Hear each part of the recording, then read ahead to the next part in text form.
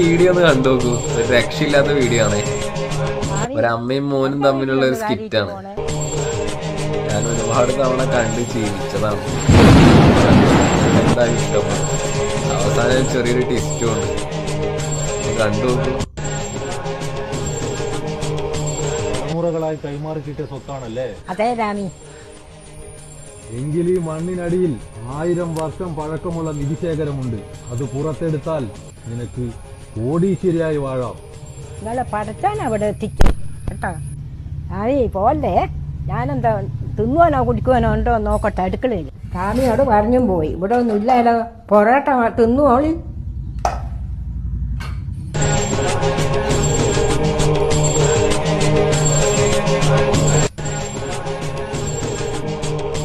തൊട്ടുകൂട്ടാൻ കുറച്ച് ചാറ് കിട്ടിയാൽ കൊള്ളാമായിരുന്നു. പൊറോട്ട ഒന്നിച്ചോക്കതാ. കറി അതിൻ്റെ അകത്തുണ്ട്.